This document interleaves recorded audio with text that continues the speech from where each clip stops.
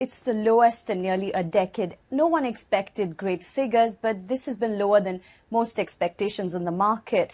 And these are provisional estimates because the third quarter growth figures will only be released in about 3 weeks' time, actually on budget day.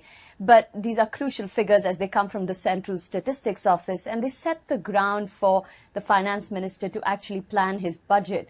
The union budget is due on the 28th of February, and there's a lot of pressure on him to actually issue a growth-friendly budget, maybe more reforms, industry-friendly, because industrial growth has gone down. The global slowdown has had a huge impact on India's exports. We went to a manufacturer yesterday, a textile and garment manufacturer, who they are one of the biggest employers in the country, and they were talking about really poor orders in the coming seasons, and they're very worried because it's not just exports, even domestic demand has been falling. So many here think growth figures could even fall further if nothing is done to stem them.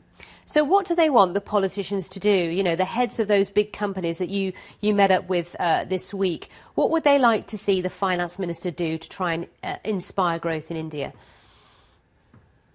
Well, they want more policies which actually encourage manufacturing. There have been some policies which have been announced, like National Manufacturing Zone, which aims to create specific zones where people can just go in with the money, invest, get power, employees, you know, everything in one place. Nothing has happened yet. In September last year, the government did announce opening up of certain sectors like retail, aviation, power. It's yet to happen. There are policies which are in place, but no big investment has happened. For example, in aviation, now that Etihad and Jet are talking about a stake sale, if this goes through, it could be the first foreign investment in India's aviation sector. So while there are policies, we haven't seen any major action. So everyone's actually looking at the budget for more signs from the finance minister that it's going to be growth friendly.